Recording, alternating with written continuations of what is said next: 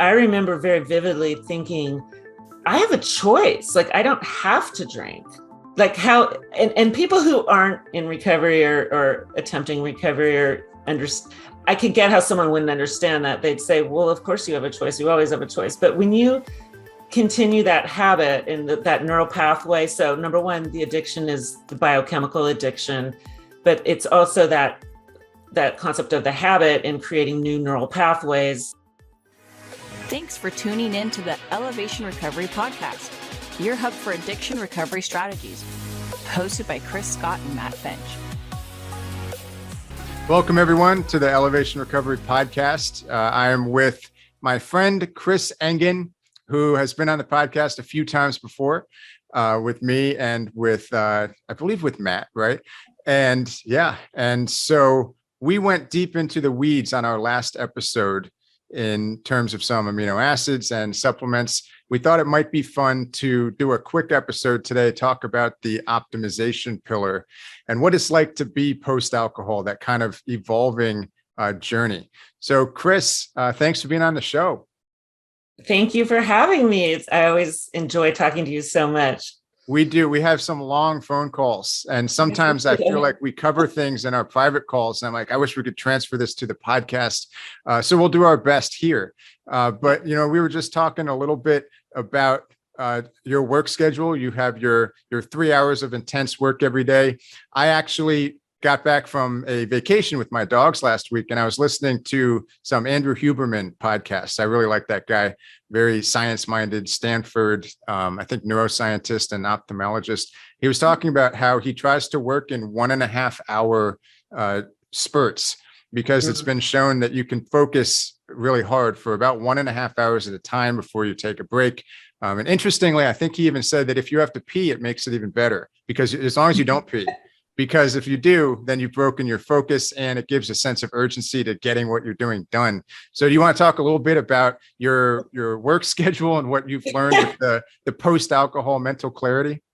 Absolutely. I was just thinking about what you said. I was like, I could just keep I do try to keep water with me. I don't know. I have water here right now, but I don't have it. But you could kind of time it like that you would have an hour and a half and then use the bathroom. Yeah. So the clarity after quitting alcohol is nothing short of, it's sort of like finding yourself again, because depending on why you use alcohol, most people, if they're like me, use it to kind of escape. I use it to escape my problems, to kind of get outside of myself, to not have to look at all the work that has to be done. So now, and even as I was quitting and getting sober, I remember how amazed I was that if I just broke it down, as you said, in little chunks of time, that I could actually accomplish everything on my list so much more quickly. Because if I drank to get away from it, then I was set back another day or two. And I know that sounds really obvious to people, but at the same time, I think people don't give it enough weight that if we decide to go out and drink for a couple hours to disengage, it's not only the 2 hours of drinking, but it's also the recovery time.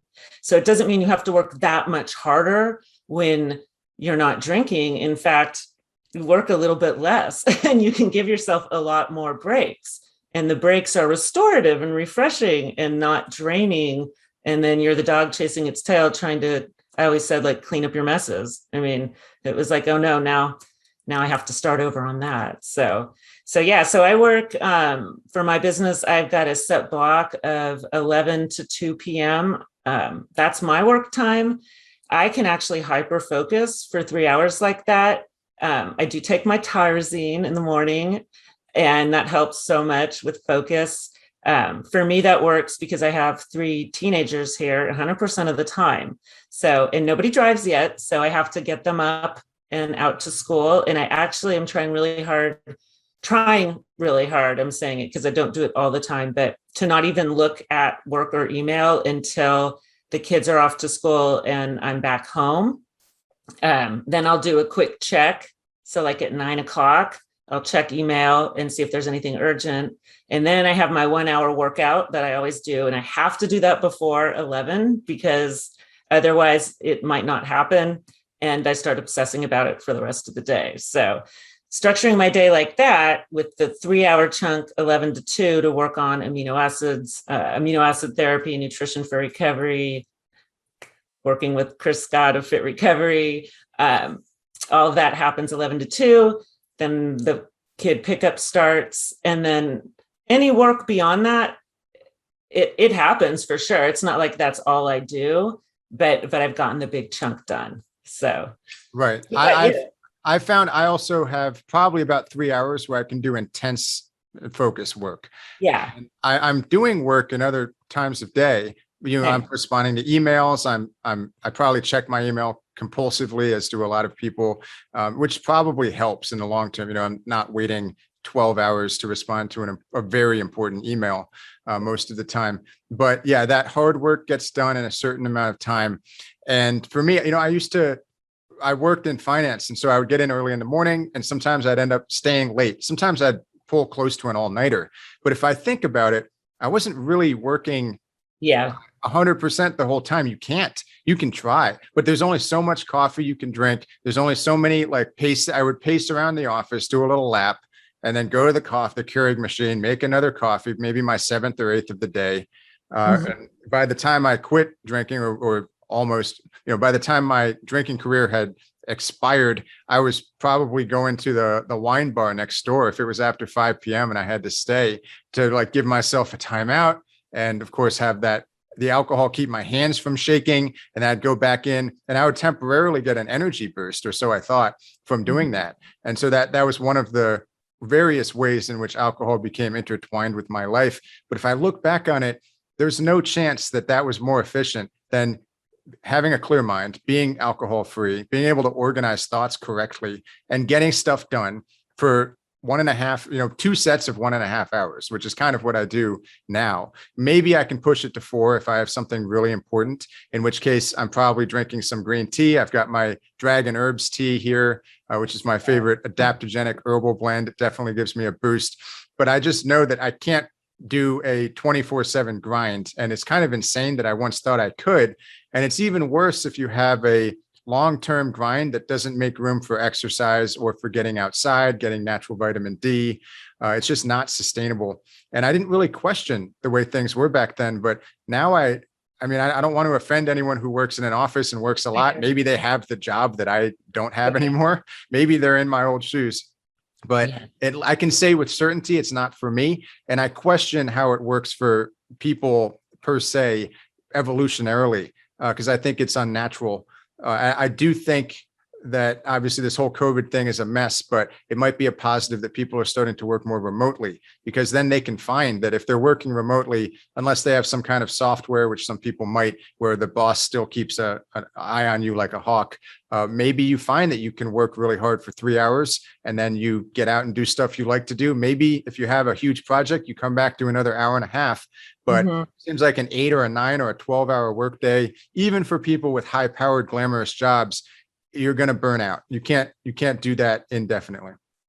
I think so. Yeah. And I think it's definitely an outdated notion that if you're not working 8 hours a day, 10 hours a day, burning the midnight oil, that you're not a hard worker. You're not going to get accolades. You're not going to get attention for working, because productivity is, like you said, all about that focus and how much you can accomplish in that period of time, versus same for me. I mean, if I sat at my desk for 8 hours, I promise you I would get more done in 3 hours, because I would be constantly like, oh, I'm going to pay these bills, or I'm going to look this up on the internet, or I'm going to do this, that, and the other. But to have a clear idea of what I'm going to accomplish for my 3 hours is huge. And another thing, since quitting drinking for me, and I think we talked about this before, I mean, I think I do have ADD or ADHD. It's never been diagnosed, but I'm pretty sure I was that person that always thought, I'm a multitasker, I'm getting so much done. And it's like, no, you're not getting so much done when you're multitasking necessarily, because nothing is ever done. So when I block off that 3 hours and I actually have a list, and I love lists so much, I have a list that I can cross off what's been done. It's so satisfying. So I know each day what I'm going to do and how it's funneling into the next thing. And that's all like relatively new, I'd say, like in the last year or two. Rebalancing my brain with amino acids. Again, I mentioned in particular, tyrosine is my best friend. High dose fish oil helped for a while. That I absolutely can focus and just dial in and get so much done, almost to the extent that sometimes when I step away, I'm like, whoa. I don't know, maybe since we have so much in common, I'm wondering if you're the same, but sometimes if I just am like getting things done, and then when it's, 3 hours later, just wow. And then I can give myself a break and I feel good about what I've done. Absolutely. I'm the same way. I actually took DLPA every day for a year or more after I quit, and just instinctively, I didn't have any tests telling me I needed to, but that was the supplement where, using my trial and error method, when I stepped away from it and I stopped using it, I was a little more sluggish. And it could have been the LPA that I was benefiting from, which would be more similar to tyrosine. Yeah. Yeah, I don't know. But so I have a question about that. Is that kind of like continuing repair for you? Or do you think that ideally your whole life you would benefit from taking tyrosine? What's your strategy there? Well, for me, I just take it as needed. I did take it on a schedule for 2 or 3 months, regularly, twice a day, once right when I got up and once like at lunchtime. Now I just take it on an as needed basis because it works in 10 minutes. So if I am not feeling focused for whatever reason that day, then I know exactly what to do. What kind of dosage do you take, if you don't mind me asking? I take 1,000 milligrams. Okay. And I do still open the capsule and use just the powder. In fact, begs the question, now that I'm home all the time, why don't I just buy the powder? Probably be easier. But yeah, so 1,000 milligrams directly on my tongue. And I can just feel it. I can feel the shift of attention and direction just honing in. It's good. That's great. Yeah, mucuna pruriens or velvet bean was something that I experimented with, and I loved it. I had some odd positive effects from it. I would actually, the first time I took it, I was probably, I don't know, 3 or 4 months away from alcohol. And I expected it to give me motivation, but I just had like this blissful full body relaxation followed by a desire to read my book. So it was like, I was motivated, but furthest from jittery you can imagine. And it was a different sensation from L-tyrosine, which I don't understand fully why. I feel L-tyrosine is a precursor for dopamine, and mucuna pruriens contains natural L-dopa. Maybe there's some difference in metabolizing there. I think there's a difference in metabolizing it. I think the jitteriness. So if you're saying it was 3 months after quitting alcohol, you probably had higher cortisol levels and your adrenal function was probably impaired, some adrenal fatigue, high cortisol. I'm thinking that at that time, the tyrosine probably, because of your adrenal health, made you jittery. And potentially, if you tried it now, it might not be the case. Yeah. Yeah. I don't know. All I know is that mucuna pruriens, for me, it felt like I had a Xanax and a strong cup of green tea at the same time, which is odd. Yeah. Too much L-tyrosine would have made me jittery. So I responded really well to using adaptogens like ashwagandha and rhodiola along with the amino acids. I don't know if there's any science on that or not, but I found maybe they were balancing my cortisol or thyroid or adrenal function. Ashwagandha, those all support your adrenal function. Mm-hmm.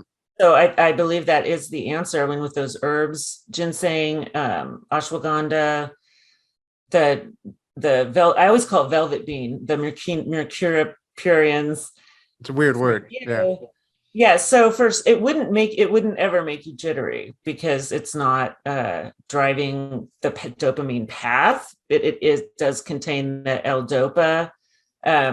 I don't know enough about all the science. I more just know about the reactions, and I can't, I'm not a chemist, so I can't explain the whole chemical pathway. I think there are probably better studies on amino acids than there are on most of these herbs at this point. There for sure are. And that's why Julia Ross, who wrote The Mood Cure, The Diet Cure, The Cravings Cure, I know we've talked about her before and you've interviewed her. There's not nearly as much data on herbs. It's too bad, because I feel like it would be really interesting data. And I mean, Matt Finch kind of pulled me into the world of Chinese tonic herbs, which I was completely skeptical of. And the names were confusing and I didn't know anything about them and I didn't expect anything. And now I probably spend several $100s a month on Chinese tonic herbs because just subjectively, they balance me out. I feel like spiritually more centered when I take them, which maybe it's a placebo effect, in which case it's a welcome one. But, these are things like Ganastema, Astragalus, American ginseng, Asian ginseng. There's a whole bunch of others and some have very odd names, but I wish we had really high quality, large scale studies for these. I don't think we're going to get them because Big Pharma has no interest, but it all needs to come together, I think, eventually. Right. And actually, if they work, it would be nice to have the studies, but if they work, why not just use them? I mean, I think most people are open to trying what's going to make them feel better. And if amino acids help or don't help, I should say, that to move over to the Chinese herbs. I've actually never tried most of what you're describing. I don't think I've tried any. I haven't tried L-Dopa because tyrosine worked so well for me and still does. So you've got me really curious about that. Well, maybe I can get you some spring dragon tea, which is what I'm drinking now. Okay. It's just a collection of adaptogens, and they call it double direction tea because if you're feeling too stimulated, it can help you bring you down, and if you're feeling sluggish, it'll help bring you up a little bit. And I've had that experience with it. I have it in the morning, it helps me get going. If I have it in the evening, it helps me calm down, which is an odd thing. But I guess the theory is if it's balancing out certain things rather than just like a drug, if you take Xanax, you're just singular direction stimulating GABA. Or if you take, an amphetamine, you're stimulating dopamine. In this case, if you address the health of the system holistically, I don't know what the molecular chemistry is there, but let's say you're just supporting the adrenals function better, then maybe you have the ability to balance rather than just to have a singular direction effect, which that's the interesting hypothesis. And of course we need studies, but I can verify it from experience, and I'd love to get you into it. So I would love to get into it. That sounds awesome. I love tea, but I just drink your basic, lavender, chamomile, I love at night. During winter, when Trader Joe's comes out with their decaf candy cane green tea, it's awesome. And I actually don't think I can drink green tea at night, caffeinated, and not have any issues either. So maybe it's because of the L-theanine. It's because I was just going to say that, the L-theanine, and that also might be if that's in that combo. Is there green tea in what you're drinking? No, it's primarily Ganastema, which is another word that I'd never heard of before. And it has a mildly sweet taste, but it just doesn't have any sugar. It's a pleasant thing. And so I get it. The company's called Dragon Herbs, and I have no affiliation, although I would gladly be affiliated with them. I think you have to be a master herbalist in order to be their affiliate. But I promote them all the time because I like them and I want other people to try it. And I just feel great on that stuff. And Matt Finch introduced me to it. And their founder, I think his name is actually Ron Teagarden, which is very funny. And Ron Teagarden wrote a book called The Ancient Wisdom of Chinese Tonic Herbs. And he cites research. I can't speak to the quality of the studies, but there appear to at least be a number of studies that do show what he's talking about, this double direction effect from adaptogens. And he makes a distinction between the tonic herbs, which you take for longevity and optimization, and that's my language, instead of medicinal herbs, which would be more singular direction stuff that you would take in order to essentially natural drugs. So these aren't to be thought of, in his view, as natural drugs. They simply support the body. And when you do that, it supports your natural optimization over time. So you evolve into a more calm, more motivated, more spiritually centered person because you are supporting your system. And I kind of like that that philosophy, and I like the company. Yeah. Well, homeostasis. Yeah. And your body wants homeostasis. And as you're talking, I was thinking too, the theanine effect with the green tea, not in what you were just, not in that tonic, as you said, but it is kind of a calm and cool focus. And then some people use it for sleep. I can use it in the middle of the day, no problem. It's good for this sort of panic. It's hard to explain. It's like a freeze panic. Oh my God, there's so much to do. That you could use either it's that tyrosine could calm you down, but if tyrosine made you jittery, that, because the reverse effect we talked about last time, that tyrosine can calm me down when I feel super overwhelmed, but theanine can give a really calm, cool focus, which to me sounds sort of like the double direction you're talking about, which is maybe if you took it at night and you didn't need to have a calm, cool focus, you just want to go to sleep, that you would go to sleep. But if you take it during the day, it'll actually help with that focus. And then another thing I was going to say with the tea is what I do at night is there's formulation that I like that has GABA, magnesium, a little bit of theanine in it. And I put a little scoop of it into my tea and mix it up. And so that's like my little evening cocktail. And you could do it iced or you could do it hot. So a lot of my clients absolutely love it. I thought they discontinued it and then now it's back, but it was by Spectrum Awakening and it's called Calm and Cool. And it's in my dispensary. I have an online full script dispensary for, it's got like 15,000 different supplements. So I have my favorites in there and I'm always kind of poking around and trying to find, because I use the targeted aminos, but I'm also trying to find blends that work. So lots of people that I've worked with just really enjoy that little evening calm down, just with that little calm and cool, right? That's 3 words. Calm and cool. Yeah. By Spectrum Awakening. Yeah. Check that out. It's really, it's a little sweet. Like it's definitely, and it's kind of ritualistic. You know, we all like those rituals. So it's tea. It's good in the peppermint tea. It's good in the chamomile tea. Yeah. I mean, for some people, peppermint might be stimulating at night, but it's not for me at all. It's kind of like, it's actually kind of like a dessert. I think of it the same way. Yeah. I've been trying to find like really good Moroccan peppermint tea. Actually, I went to Morocco a long time ago and I had the best tasting pepper. I don't know if it was peppermint or some kind of mint tea. I've been trying to find that to integrate into my evening routine. So I'm glad you brought that up because, you know, it's common knowledge that people who are addicted to substances have certain routines and they like to use in certain contexts. And so now I have this like kind of tea-centered evening routine. I actually found a YouTube channel that has there's a Japanese name for it, but it's basically like a 4K. So like high definition, Japanese sauna / bath with like a view of the forest and, you know, like the bamboo windows and some calming music. And I have that on while I read and my dogs hang out and I have my tea. Yeah. The only way it could be better is if that setting were real, but unfortunately I don't have the capacity yet to make that kind of situation, but I would love that.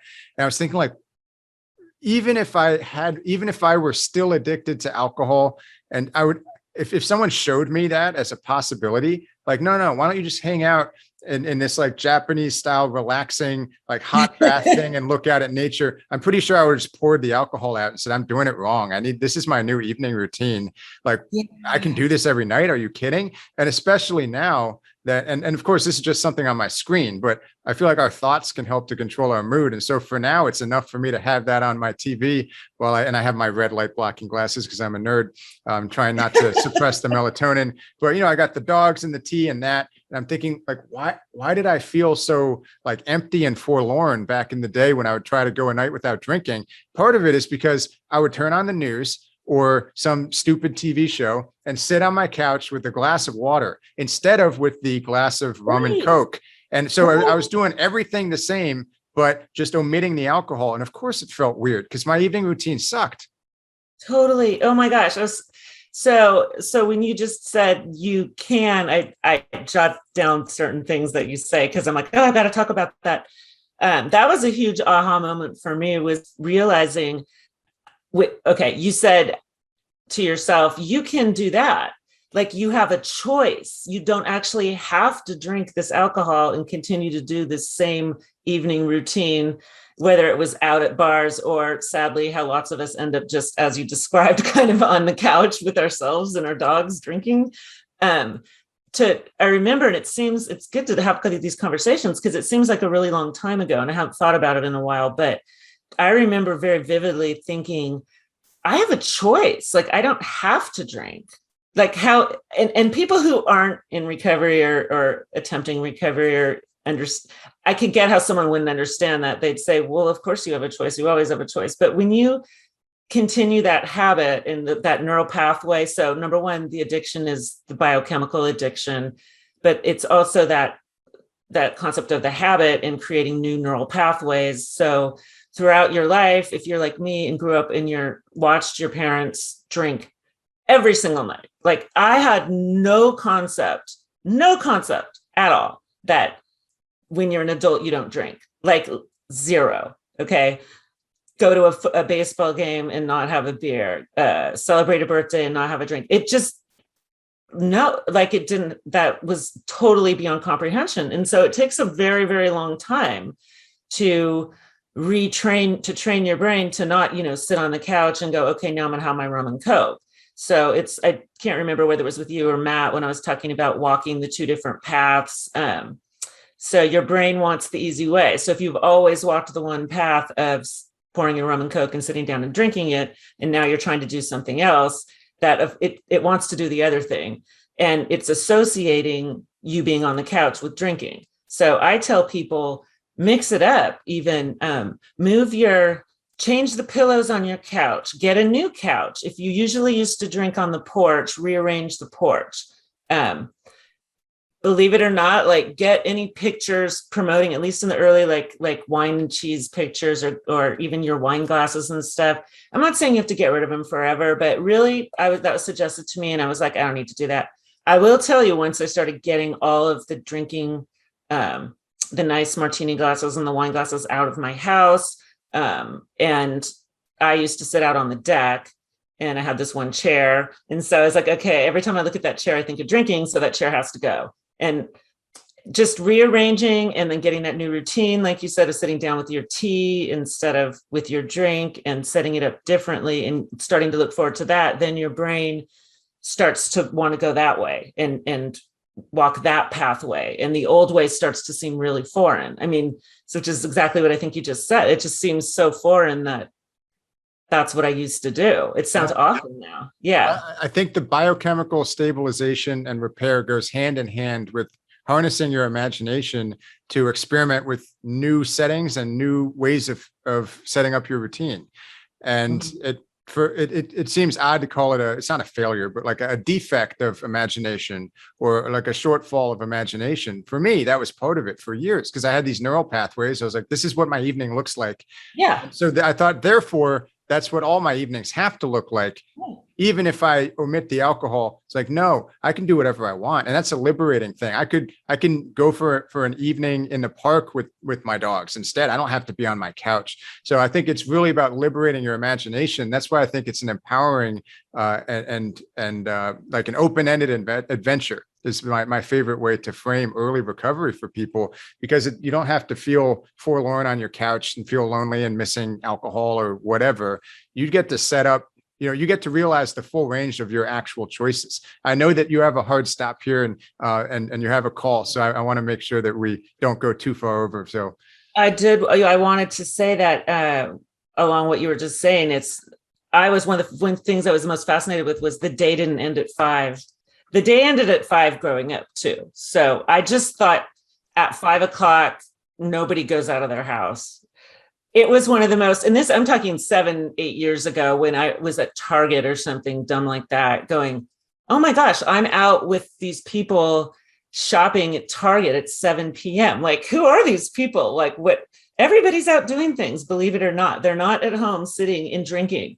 There's another whole half of your day available when you stop drinking. I mean, that was absolutely incredible. And I still catch myself now and then too, if I'm out, not that much anymore, but occasionally just like, wow, it's 8 o'clock and I'm out for a walk, like you just said, or I'm out exercising or at a coffee shop, who knows, just not drinking. It's so incredible. I mean, I think that's a good place for us to end, actually, is just that the day doesn't have to end at 5. Yeah, I think alcohol is a very confining substance. Other drugs are confining as well. And there's a whole new dimension of life that gets opened once you stop doing that and you start doing other things. So again, Chris, thank you for being on the show. We'll have you back on soon. Hope you have a great evening. Thanks. See you later.